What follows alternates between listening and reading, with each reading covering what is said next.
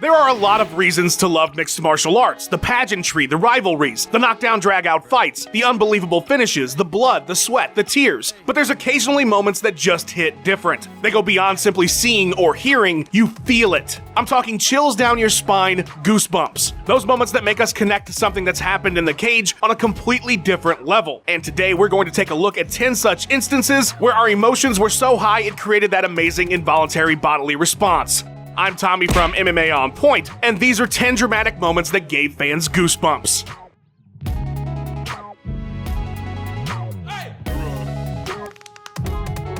Number 10. Big Nog comes home.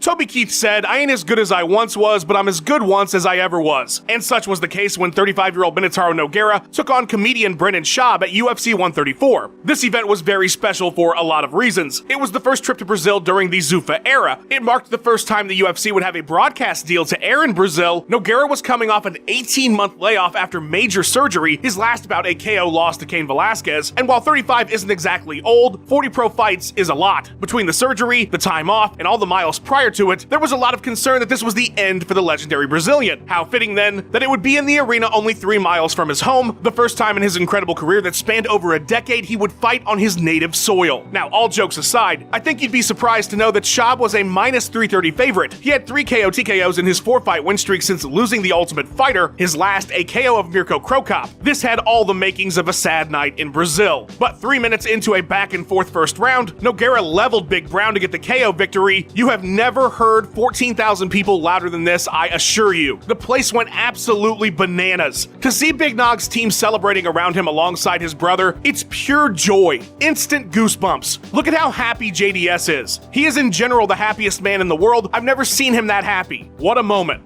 Number 9. Silva passes the torch.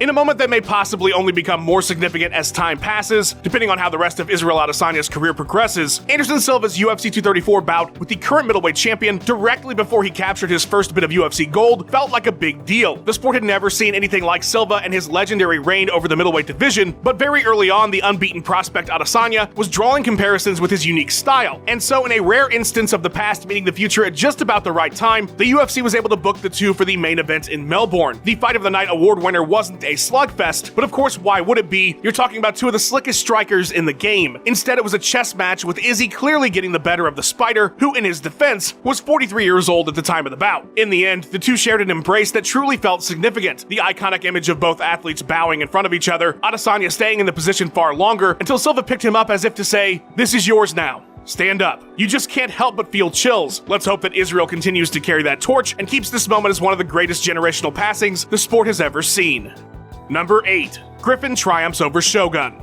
Shogun Rua was the man when he entered the UFC. He was the best Pride had to offer without a blemish to his record at 205 pounds. After going on a 12-fight unbeaten run in the division and winning the 2005 Middleweight Grand Prix with victories over the likes of Rampage Jackson, Ricardo Arona, Lil Nog, Alistair Overeem, and Kevin Randleman, many felt he was the uncrowned king of the light heavyweight division. Enter everyone's favorite everyman, Forrest Griffin. If Everyman was 6'3" and jacked, walking around at 230 pounds. Since winning the Ultimate Fighter, Griffin had decent success, going 4-2 prior to his fight with Shogun, but he was certainly not expected to win. The Pride GP winner was a minus 350 favorite. Forrest at that time wasn't seen as championship caliber. This was simply a welcome to the UFC, here's a well-known name type of fight for Rua. Of course, that's not how it all went down. The 3-round fight saw a relentless pace put on by Griffin, and while the exchanges were largely back and forth, late in the second it became apparent that Shogun didn't have much left, and in the third, Forrest really took it to the Pride legend, ending the bout with a dramatic rear naked choke with only 15 seconds left on the clock. Griffin's now iconic celebration throwing his hands into the air in exhausted and surprised victory perfectly encapsulates Forrest's humbleness and what makes him so likable, while simultaneously giving you absolute chills.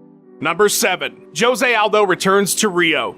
1,713 days is a long time to go without a home game, especially when people are calling you possibly the best pound-for-pound fighter in the world. After winning in Rio at Top Fighting Championship 3, Jose Aldo would not compete in his home country until well after he defended his WEC title twice, then merged into the UFC and defended that title twice. His next opponent, the unbeaten Chad Mendes, who would be no easy homecoming on paper. But the young champion, only 25 years old, decimated Mendes with a big knee with only seconds left in the first round, ending the fight on a definitive note. Before Before Goldie could even finish one of his signature post-fight catchphrases, Aldo was sprinting for the door to the cage. Was he pulling a BJ Penn? Was he pulling a Forrest Griffin? Let's hope he was not pulling a Khabib Nurmagomedov. No, instead, with the speed of an Olympic sprinter, Aldo rushed into a sea of fans and dove right into their loving arms. Joe Rogan immediately mentioned that the scene looked like a riot, and it really did. The crowd was losing their minds. Everyone just wanted to be a part of the celebration. Eventually, they would hoist the King of Rio onto their shoulders and carry him back to the cage. It's gotta be one of the coolest celebrations in post-fight history, and you can't help but get some goosebumps every time you see it.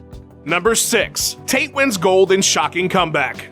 In mixed martial arts, as in life, it's never over until it's over. That applies to both a fighter's career and, of course, a fight itself. When Ronda Rousey unceremoniously snatched Miesha Tate's Strikeforce Bantamweight title from her along with her arm in 2012, the road back to holding a title seemed more uncertain with each passing year. After getting her face crushed in her UFC debut by Kat Zingano, who earned a title fight against Rousey and a season coaching The Ultimate Fighter with the victory, it was only because of a major injury forcing Zingano off the show that Tate would be given that coaching spotlight and a second chance against Ronda. And while their second fight would go longer, the result would be the same. Tate at that point would need a miracle to get a third fight with the dominant champion. And while she would quietly put together 4 wins, nobody was dying to see Rousey Tate 3. Then Holly Holm had kicked her way into history, and suddenly there was an opening. Holm was meant to wait for a rematch, but she wanted to stay competitive, and so the UFC threw in Tate, a name not likely to win, the champion a -400 favorite. Going into the 5th round, Miesha would need a finish or the fight would have been a draw, which means the champion retains. A 4th title fight nearly impossible to obtain. There were only 2 minutes left on the clock when she secured a takedown and took Holmes back, but there might as well have been only 2 minutes left in her entire life. In one of the most dramatic title finishes in UFC history, Tate put Holm to sleep. Her post-fight celebration to a deafening crowd gets me every single time I watch it. Rogan's first thought after the win, that is what champions are made of.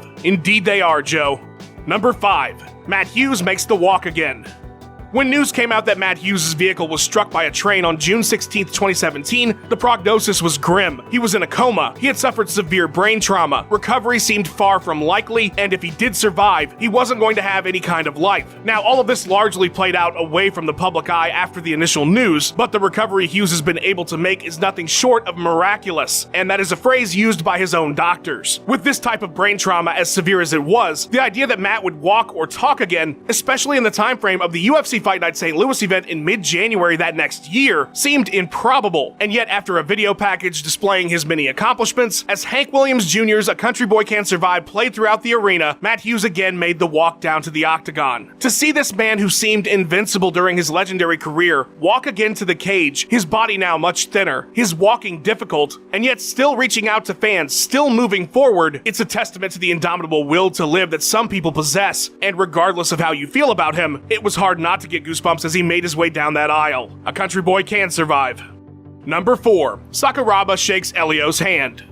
Royce Gracie versus Kazushi Sakuraba and what it represented for mixed martial arts is unlike anything that's ever happened or will ever happen again. Pride's very inception, the reason for its existence, that first main event between Rickson Gracie and Nobuhiko Takada in front of 47,000 plus in the Tokyo Dome was to prove the Japanese style of shoot wrestling against the Gracie family's Brazilian Jiu-Jitsu. It was a battle of ideologies and a point of pride for the Japanese people. And while Takada was not up to the task of truly representing the style in any meaningful fight, his protege Sakuraba was. At Pride 8 submitting Royce Gracie, the first real defeat the family had suffered in major competition since 1951. Kazushi was now a Japanese hero, and in response, the legendary unbeaten Royce Gracie would come out of retirement and enter the Pride 2000 Grand Prix tournament in order to reclaim what Sakuraba had taken from his family. The two met in the quarterfinal with the Gracie family demanding no referee stoppages and no time limit. There would be no backdoor. This was everything Pride had been building up to, and the bout would see 6 15-minute rounds. While Gracie was the early aggressor, he was simply no match for the new breed Sakuraba represented. He was far more well-rounded, and as time went on, Royce's battered body was rapidly fading. Just the sight of the towel in his corner's hand sent the arena into a deafening roar. While in the corner awaiting the 7th round, the Gracie family threw in the towel. Sakuraba had defeated the legendary unbeaten Royce Gracie. The crowd reaction is truly something that will give you chills, knowing the history and what this win represented. But an even more symbolically important and goosebump-inducing moment came when Saku reached out to the patriarch of the Gracie family, Helio, and shook his hand as if to say thank you for all that you've done for mixed martial arts. And in return, a knowing smile from the legendary Gracie. What a fantastic moment.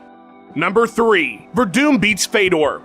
The sheer magnitude of this event and the shocking nature in which it happened, there is no way you can watch the fall of the last emperor for the first time in his legendary career and not have the hairs on the back of your neck stand up. Sure, in hindsight, this moment has lost a bit of value, but you really have to put yourself cage side. WERDUM wasn't a UFC champion, he was a UFC reject. Fedor hadn't lost to Bigfoot, he hadn't lost to Hendo, he didn't get a victory handed to him against Fabio Maldonado yet. This isn't the Fedor defeated by Matt Mitrione. This is the unkillable Super Saiyan God Super Saiyan Fedor, unbeaten by any man for over a decade. No, the Kosaka doctor stoppage doesn't count. If you think people were worried because of the Brett Rogers fight, they weren't. Emelianenko entered this bout a minus 1100 favorite. At this point, many of us thought he might never lose. And truthfully, the fight looked as any other Fedor fight would, dropping WERDUM early. And sure, as he went for the finish, he was caught up in a triangle armbar, but this is the last emperor we're talking about here. He's gonna slip out.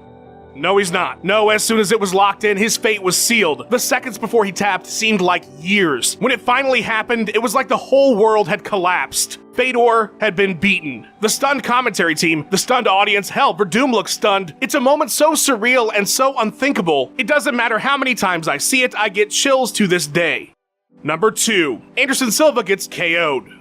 This is one of those moments in life, if you're an MMA fan, that you can greatly recall every single detail of the first time you experienced it. You remember where you were, you remember what everyone said, where everyone was sitting. Anderson Silva being KO'd by Chris Weidman at UFC 162 was simply unthinkable. Sure, Chael Sonnen had taken Silva to the brink in their first fight at UFC 117, another goosebump-inducing finish. But that was a completely different type of fight. Silva never seemed hurt, he seemed unable to implement his game plan, and that fight largely took place on the mat. The idea that someone could knock out Anderson Silva, the greatest middleweight of all time, a striker who seemed to be so far beyond anyone else's understanding on the feet, was honestly laughable. Especially this Chris Weidman guy. Who even was this? I think he knocked out Mark Munoz maybe, he's a wrestler, I don't know. It seemed the unlikeliest ending to one of the sport's greatest title reigns. And yet in the second round, as Silva feigned being stunned by a shot from Weidman, a typical tactic he would use to confuse and intimidate his opponents on the feet, Chris would surge forward as the champion deftly dodged his shots, as he always did. Except for the last left. He didn't see it. It was so goosebump-inducingly shocking, I actually thought Silva was pretending to be knocked out until I saw that the fight had been stopped. That's how unbelievable this sequence of events seemed. It is still one of the most shocking moments the sport has ever had, but Joe Rogan said it best, as he often does. You can't play games in the octagon. Number 1. The Stare Down. It's probably the greatest MMA fight of all time. It's certainly up there. You couldn't have scripted a more incredible bout if you were trying to make a movie that featured the greatest fight ever. Rory McDonald and Robbie Lawler left parts of themselves in the cage on July 11th, 2015 that they were never going to get back. Robbie, of course, was peaking in his late career resurgence, the 33-year-old defying the odds and capturing welterweight gold that previous December. In front of him, a rematch with the new breed, 25-year-old Rory McDonald. Their last bout ended in a split decision 2 years earlier. Since then, Rory had taken out 3 contenders to get a second chance, this time for gold. Lawler had been in some battles recently. 3 of his last 4 were fight of the night. I'm sure he was hoping for an easy night at the office. That's not what he got. With seconds left in the 4th round, both men were absolutely destroyed physically. The back and forth battle left both of them bloodied, broken, battered, and exhausted. As the horn sounded to end the penultimate round, the 2 men chose, instead of going to their corner, to have another stare down, both defiantly saying to the other without words, "I'm still here, and I'm not going away." Absolute goosebumps. It is one of the most iconic images in the sport's history. It's one of those moments in time you'll never forget, and you instantly felt it. Robbie would crumble his title challenger in the final round, creating the perfect ending to the perfect fight.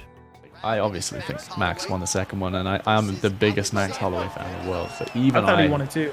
Even I feel really gross about doing 3 fights in a row with the champ, you know? Don't taunt, you little bitch. YT video on video games, great video. Thank you, Lord Carly. I appreciate it. You came in the right time, baby. Look at that knockout. Does that mean I'm a better striker with Ben Askren than Paulo Costa? Bro! Yes! It's the jab overhand. Dude! Thank you. Shout out to Anthony Romero. I learned that at ESFL because I don't have impulse blasters like Iron Man. Wish I did. By the way, we just got the follow from It's Chickle, and then we also got one from I'm a Pines. Oh my God. Like literally Speechless. I don't know how to control this right now. Pocket! Oh, here we go, baby. Here we go. Oh! Hey, what's up guys? Jason here, just to let you know about our Twitch channel and our streaming schedule. We do that Monday, Wednesday, Friday. Just check our schedule at twitch.tv/MMAonPoint for more details. And then also check out our Discord. See you guys on the next stream. Huge shout out to the newest member of our team, Lawton Veerkant, for masterfully piecing this video together. The casual can be found on Twitter and IG at Lawton_Veerkant, where he's probably laying down some sweet tunes. A big thank you to Ben Rosette, who provided that sweet tune you heard in the intro. Check out his music by clicking the link in the description and go give him a follow on his Instagram and Twitter page at Ben Rosette. Thanks for watching. Please give us a like and subscribe. We've got 3 new videos or more for you every single week. Let us know what you thought of the video in the comments below. Follow On Point MMA on Twitter and have yourself a wonderful day.